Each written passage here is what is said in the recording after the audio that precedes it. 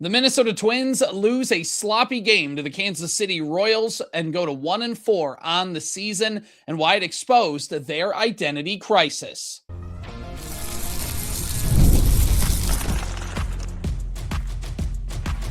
You are Locked On Twins, your daily Minnesota Twins podcast. Part of the Locked On Podcast Network, your team every day.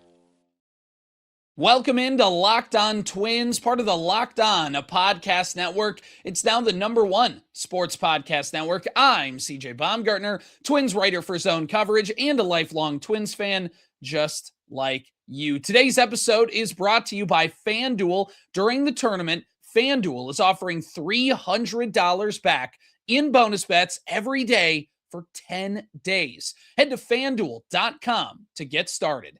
Today, we break down the Twins' loss to Kansas City, Austin Martin continuing to produce in his early opportunities, and if it's sustainable or not.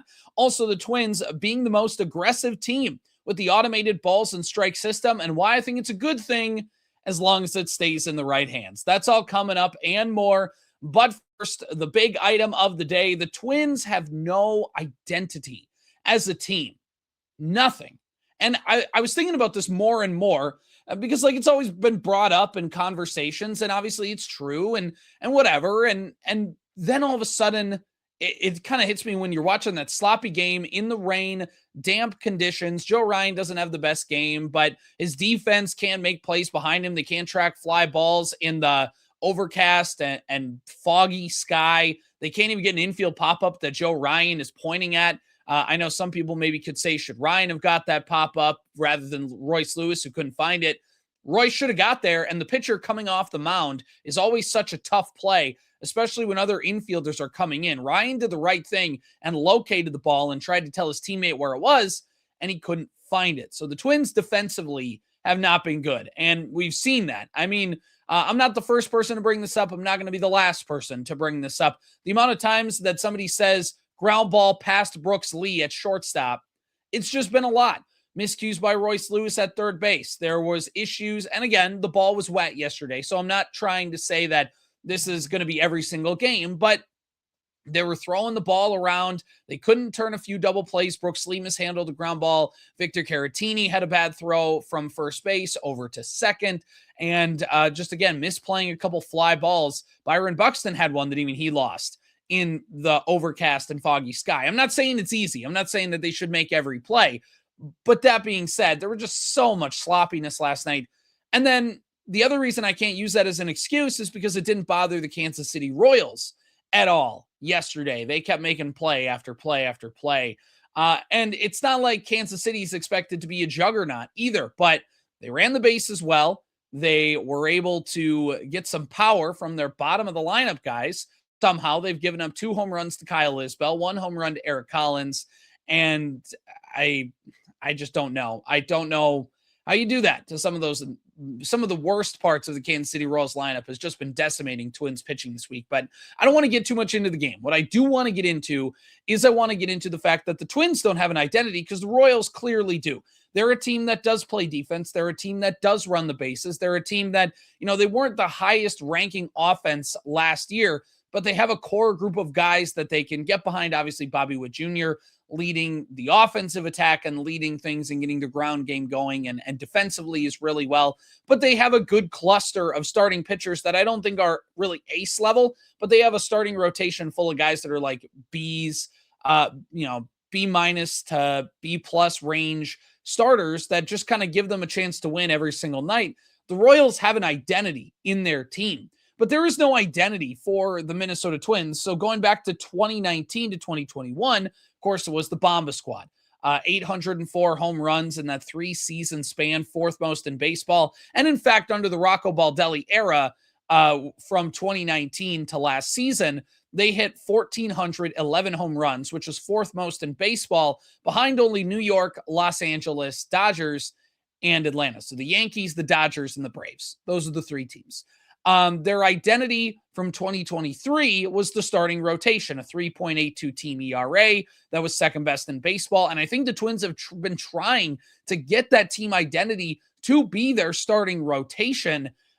but it just hadn't really happened because over the last 2 seasons, their 4.44 ERA from the starters was 22nd in all of baseball. And part of that comes from the fact that the Twins decided not to add veteran depth to the starting rotation and over-reliance on young guys because of injuries and things like that. That certainly didn't help. But you could see the Lopez, Ryan, Ober kind of vision of what they thought their starting rotation was going to be and why it was going to be the identity of their team. And then it slowly turned into, well, the best part about their team is the bullpen. You have Joan Duran, Griffin Jacks, Brock Stewart, Louis Varland, like this unit you can cobble together. You threw in Danny Colomb and Caleb Thielbar in the mix in some of those years too. And it's like, hey, this is a very good, serviceable bullpen. This is awesome. If you get to the 6th inning with a lead, there's a good chance you're going to hang on and win.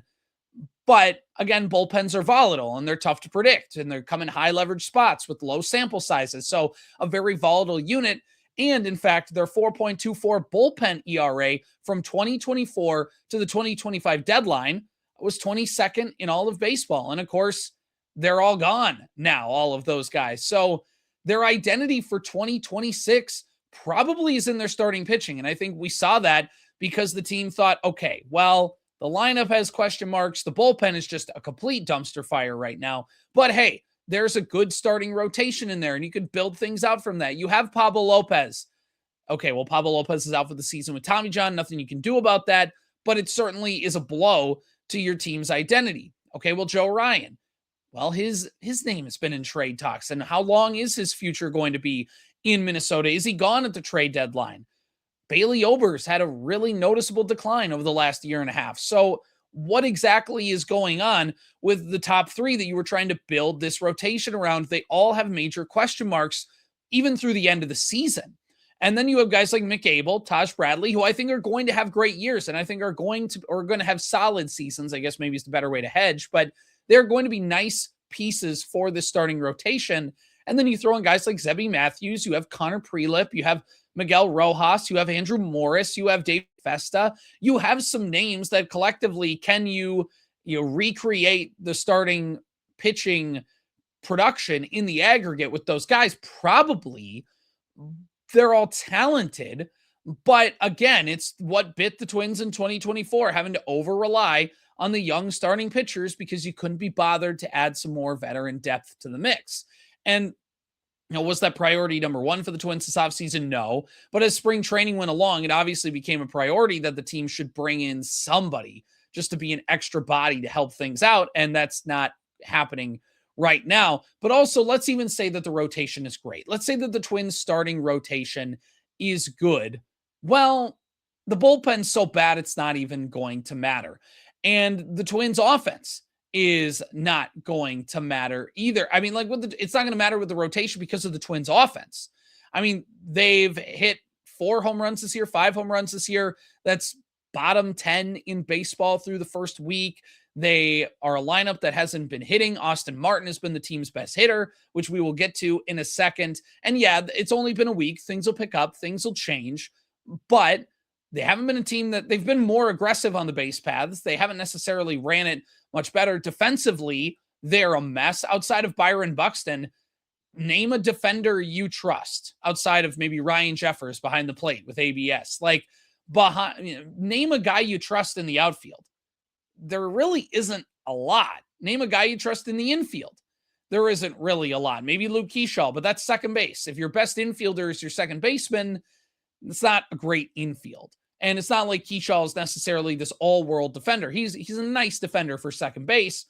But, again, there's just a lot of question marks with this team. And there's just nowhere for the Twins to fall back on. There's nowhere to go, hey, in times of crisis, this is the unit we are going to lead on. This is the thing about our game we are going to lean on. No matter what happens, we are always going to be a team that runs the bases well. Or no matter what happens, we are always going to be a team that we're always going to be a team that defends well, or we're always going to be a team that if we have the lead in the 7th inning, it's over. And there's just none of that for the Minnesota Twins. Now, again, I don't want to overreact. I don't. And part of it feels like an overreaction to how bad they played yesterday. But we're just barely a week into the season. So let's have some things play out. But the Twins don't appear to just be bad. They appear to be a team that's lost. There is no core identity for this team to fall back on. And it's why the Twins are in for a situation where they're not just going to be a team that's behind the eight ball and a team that's going to lose and a team that's going to whatever. They don't have an identity for the team to at least be good in one area to propel them to success. They'll get random days where the defense is good and random days where the offense is good and random days where the pitching is good. But again, what happens when you do random things all the time? You get random results, and that's just not something that this team can rely on. And it's something that they have to develop. And organizationally, what is their identity? Is Jeremy Zoll just going to do things like Derek Falvey did? Does he have his own imprint? Is he going to be able to, he's not going to be able to organizationally get his entire imprint on the Twins franchise in one season. But is he even going to be around next season because of ownership? Is ownership going to clean house after this year? They kind of got put in a weird spot with the Falvey situation. So is this just basically going to be the organization? Even for Derek Shelton, if he tries to put his imprint on the organization, what happens if Tom Pohlad comes in and goes, yep, we're sweeping everything out. New GM, new manager. We're going to just start clean. Derek, you're not guy, but you're Falvey's guy. We're going to start clean. I'm not saying that's going to happen. I'm not saying I want that to happen. I'm just saying there is a world where that exists. So even the guys in charge can't even put in their identity, which slows down the process of developing an organizational identity, which all goes back to ownership being inept at this and not being able to facilitate what they want top down and not being able to allow a guy like Falvey to put down his full vision because you hamper him with payroll and with other things. And it just, again, a mess from top on down. And it's just tough to see. We are going to continue our talk with the Minnesota Twins and try and find some more positive notes like Austin Martin. We'll talk about if his success is sustainable or not, and also how the Twins have been one of the most aggressive teams with the automated balls and strike system and how I think that's good. That's all coming up right after this. Workplace chaos, deadlines stacking up, inbox overflowing, and the one position you have to fill still sitting open. When the pressure's on and you need the right hire, this is a job for sponsored jobs. And Indeed Sponsored Jobs helps you reach the people who actually fit what you're looking for, whether it's skills, whether it's experience, whether it's somebody close, so you're not just hoping the right candidate stumbles across your post. And here's the stat that says it all. So in just a minute I've been talking to you, companies like yours have already made 27 hires on Indeed, according to Indeed data worldwide. So if you're hiring, spend less time searching and more time interviewing candidates who check all your boxes with Indeed Sponsored Jobs. Spend less time searching and more time actually interviewing candidates who check all your boxes. That means less stress, less time, so you get more results. When you need the right person to cut through the chaos, this is a job for Indeed Sponsored Jobs. And listeners of this show will get a $75 sponsored job credit to help get your job the premium status it deserves at Indeed.com/podcast. Just go to Indeed.com/podcast right now and support our show by saying you heard about Indeed on this podcast, Locked On Twins. Indeed.com/podcast. Terms and conditions apply. If you need to hire, this is a job for Indeed Sponsored Jobs. Baseball is finally back, and to celebrate, I'm giving you a full month of the Everydayer Club for free. Yeah, Twins baseball, not exactly off to the hot start. If you want to talk about it, if you want to join in and get more stuff to fully break down what's happening, you just go to lockedontwins.supercast.com. Use code FINALLY, FINALLY. So what you'll unlock every episode ad-free and access to our private listener group chat. Tap the link in the show notes and use code FINALLY, FINALLY, to claim your free month. All right, so Austin Martin has been the lone Twins offensive success story. I just don't know how sustainable that is going to be. I don't think it's going to be sustainable for Austin Martin to be the Twins' best hitter. And again, that's also an indictment on just how bad the Twins' offense has been the first week of the season.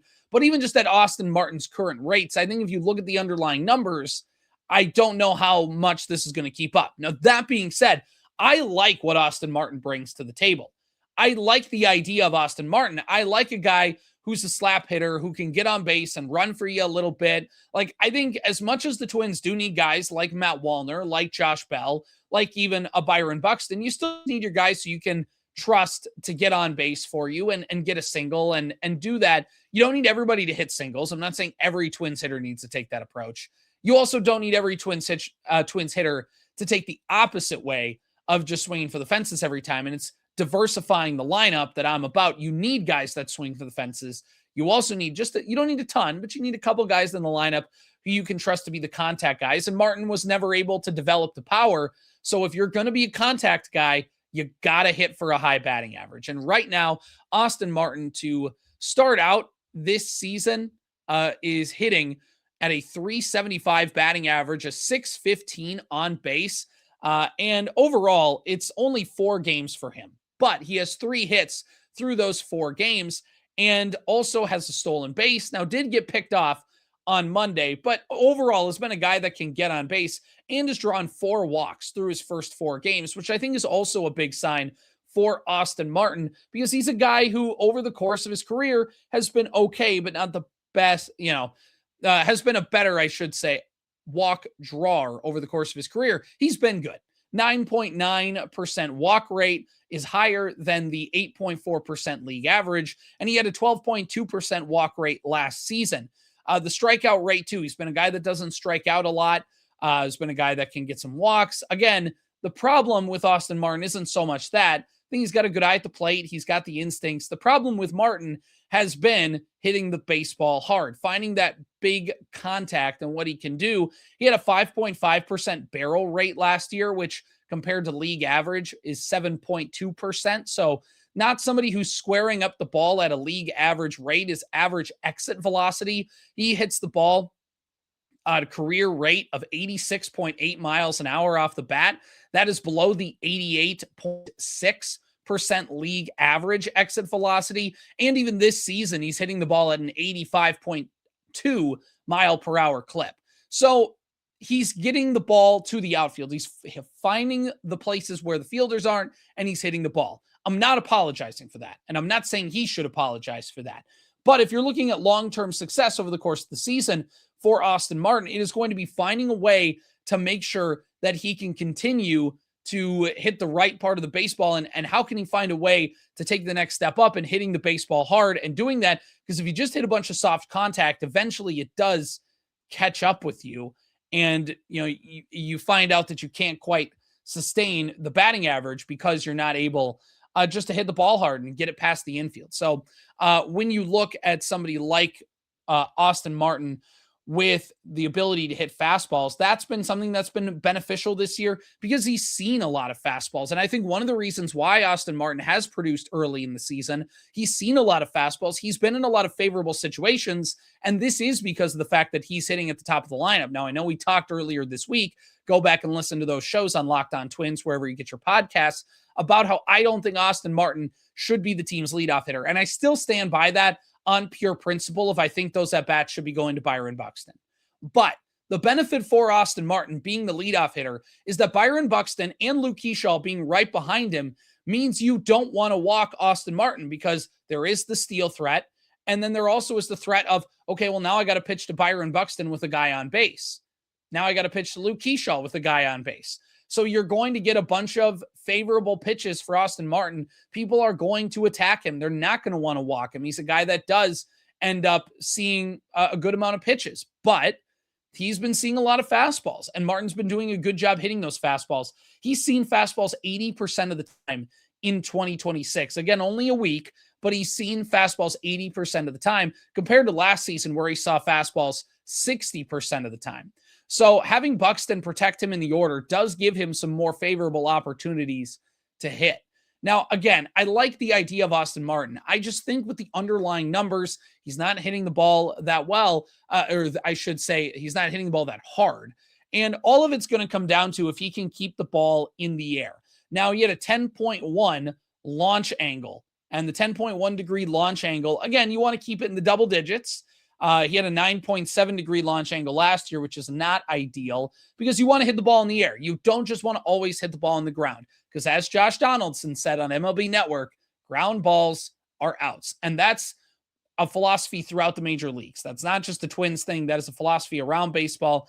You don't want to hit the ball on the ground. This isn't the Metrodome, where the Metrodome, for those of you who've never played on it or never watched it, hitting on the Metrodome was like hitting in a parking lot. I remember this because in high school, we had a game where we got to play at the Metrodome, and to prepare, our coach took us to the parking lot and hit us ground balls on the tar.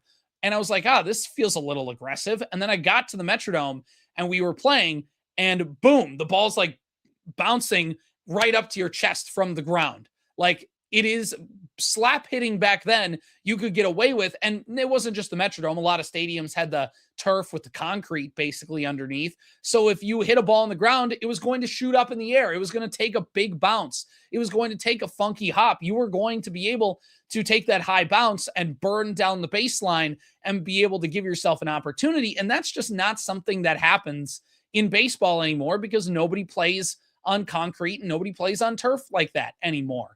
So it's not necessarily that hitting ground balls was always bad, but it's to say that the way that baseball's played now, you have to find a way not to hit the ball in the air like fly balls. But if you can, even if you're Austin Martin, it's line drives. How can you consistently be hitting line drives to be able to get yourself on base? And for Austin Martin, he's done a good job of hitting the ball in the air this year, 75% hitting the ball in the air compared to 25% on the ground, where his career marks, he has been a guy that is a 46.4% ground ball rate compared to a 53.6% air rate. And again, it's kind of around the MLB average. MLB average for hitting it in the air is 55.8, 44.2% for hitting the ball on the ground for the league average. So again, Austin Martin still hits the ball on the ground more than you'd like him to, but he's this year at least, and through this first week, I don't want to get too carried away, has been able to hit the ball in the air and help himself out. And that's going to be the key thing. Can Austin Martin continue to hit the ball on line drives and fly balls? And can he continue to hit the ball hard? Or can he find a way to hit the ball hard would be what I would say. Can he continue to hit the ball in the air? Can he find a way to hit the ball harder? And if he does those things, he will be a success for the Twins, and he probably will get a lot of play in left field and will get a lot of play as a Twins leadoff hitter this season. I just don't know how sustainable those two things are, just given the profile Austin Martin is as a hitter. I'm rooting for the guy, but I just don't know how realistic it's going to be to expect that this is going to be the case for Austin Martin all season long. But with the Twins and with how bad their offense has been, you ride any good hitter you can until the wheels fall off. So Austin Martin has been the Twins' best hitter so far through the first week of the season. It's not a great sign for the Twins offense overall, especially since it's no guarantee Martin stays at this pace all season long. We're going to end the show by talking about the Twins' successes with the automatic balls and strike system, how they can be better, and just where they stand throughout the league and their success rate. That's all coming up after this. The tournament is here. One of the best times of the year. Brackets, buzzer beaters, upsets. It's nonstop action from the opening tip to the final cut down, and the intensity ratcheted up with the Final Four this weekend. I'm so excited for the pinnacle of college basketball. And right now, FanDuel is giving new customers a way to stay in the action all tournament long. Here's the best part. You get up to $300 back in bonus bets every day for 10 days. So what that means is 10 chances to stay involved throughout the entire Final Four weekend. You can mix it up however you want. Game picks, futures, or even same game parlays for bigger potential payouts. It's perfect for the tournament because every day there's something new, different matchups, new storylines, and more ways to get involved as the bracket unfolds with the big final. There's the final 3 games that are going to be played over the course of this weekend. And you know what? Goes down to the wire. I'm so excited. These games are going to be huge. So visit FanDuel.com to sign up today. That's FanDuel.com to get in on the action. The Minnesota Twins, with the automated balls and strike system, have been the most aggressive in baseball, and I think they will be one of the most aggressive teams in baseball with ABS over the course of the entire season.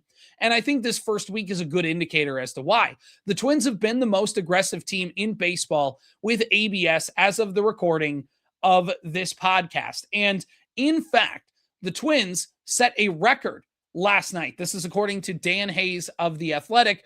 The Twins set a Major League Baseball record for most aggressive automated balls and strikes challenge system team. They set season highs for challenges requested last night with 9, overturned calls with 8, and combined challenges in a game with 11. Now, who is the team before that? Well, the team before that was the Minnesota Twins, who set the record-breaking mark at the time of 10 on Sunday against the Baltimore Orioles. So the Twins have been aggressive early in the season. They were aggressive all throughout spring training with automatic balls and strike system, and I think that is going to continue. Now, there is a place called Tap the Challenge, which is a website that Dan Hayes, The Athletic, uses. I do like to use Baseball Savant's ABS counter as well. They're just a day behind. So this Tap the Challenge right now has the most updated numbers as of the recording of this podcast. The Twins have had 22 challenges over the course of the season and won 16 of them throughout their team. That's a 72% win percentage for the Twins as a team. And again, Dan Hayes' piece of The Athletic talks more about how the Twins were able to help themselves out. And it talks again about an anecdotal example of Josh Bell, who was able to use his ABS to keep his at-bat alive and then was able to hit a home run off of that for the Twins. So the Twins have converted a league high 16 challenges over the course of the season, which again gives them that like 72% shot. And I think overall that's just going to be a huge benefit for the team. And I think that they should be aggressive with the automatic balls and strike system in the right context. And I think that they will figure that out because I think the Twins have been good with the ABS, and I think they're only going to get better as the season goes on and as they figure out ways to give yourself an advantage with the system. Now, Shelton mentioned in this Dan Hayes article that when it comes to a hitter's role in using ABS, that hitters should only do it if it's like pretty certain. Like you don't need to be doing borderline stuff. Wink, wink, nudge, nudge. Matt Wallner probably needs a red light when it comes to his automatic balls and strikes usage. And, you know, the situation, you can argue about it. It was a 3-2 count. If he gets the ABS challenge right, he gets on base, sets up runners on first and second with Ryan Jeffers, but then you burn it in the first inning, and now you have to have one arm behind your back operating the ABS system throughout the game. Now, luckily, the Twins went 10 for 10 on their challenges after that. So, you know, all's well that ends well, I guess, if we only judge ABS and not the actual score of the game last night. I think tweaking it to maybe see as the first inning is using your ABS that early the best use of your resources, or is maybe it better to wait until you get to the third inning before you start to rattle off on those? I don't know. Or maybe it is just, hey, if you're a catcher, you get to use it. Whether you're at the plate, whether you're behind the plate, you get to do that. If you're a pitcher or a hitter, you only do it unless you are guaranteed that that is the thing you want to do. Because, I mean, you just saw it. Hitters get, you know, there's the rage challenge where it's like, you strike out and you're like, oh, no, no, no, no, no. And then you challenge it and it's like, oh, no, okay, well, I was wrong. I got a little too heated. Because again, there's just things deceptively that ball is doing that it's hard to tell. And if you're a catcher, you're a little bit further back. Your angle is a little bit better to tell if that pitch is a ball or a strike. And then you're able to challenge that. So I think the Twins have been one of the best teams with the automatic balls and strike system. And I think empowering Jeffers to continue to do it. Victor Caratini also is 2 of 2 with his challenges on the season as a catcher. And overall, the ABS has some interesting numbers from Baseball Savant.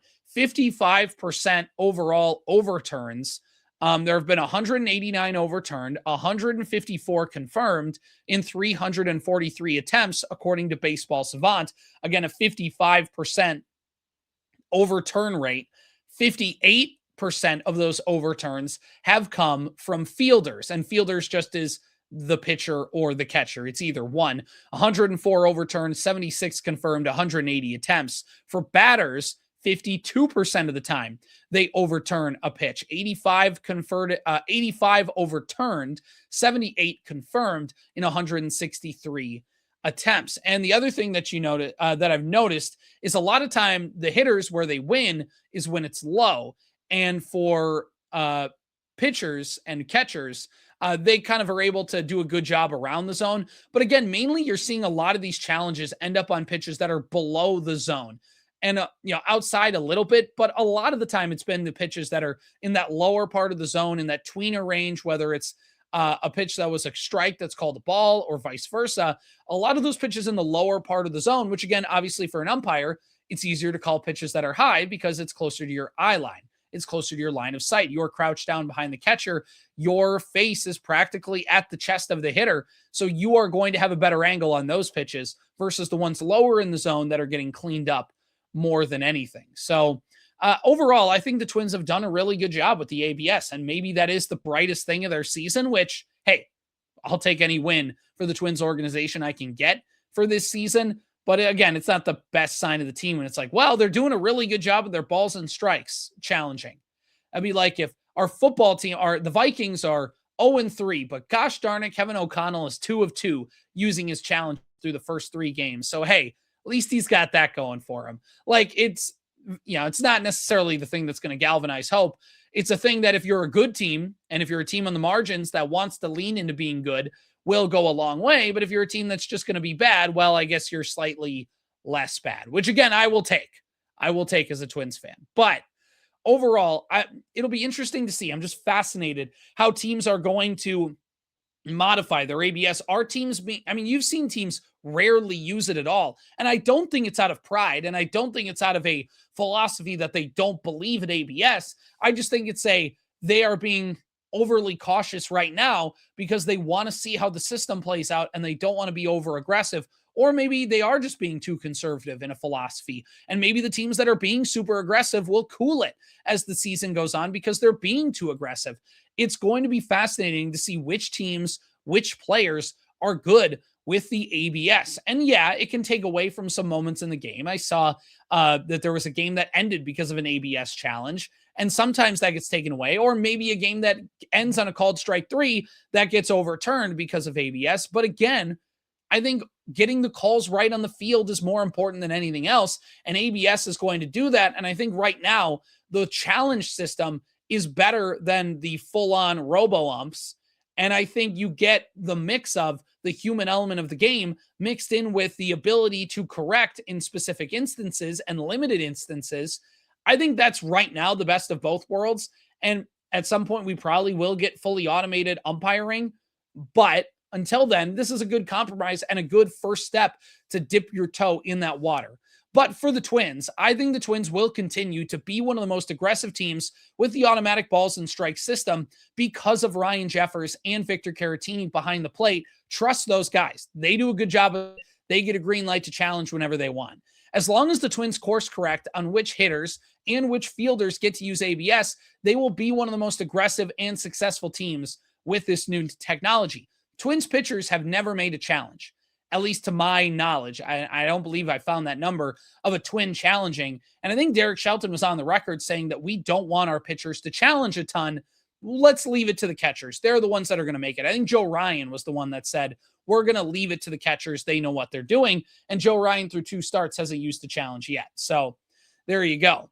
Thanks for tuning into today's Locked On Twins. Tomorrow, we will continue to talk about the series wrap-up in Kansas City and about the Twins home opener and how many fans are going to show up in a blizzard. That's what I'm wondering. Make sure you subscribe and follow Locked On Twins so you get all the latest episodes. You can find me on X at BombCJ30. If you never miss an episode, the Everydayer Club is built for you. Get Locked On Twins ad-free, plus members-only Discord access and more. Head to lockedontwins.supercast.com to join the club. For those of you on video, we send you to the first ever 24/7 National Locked On Podcast Network YouTube channel on audio for your second listen.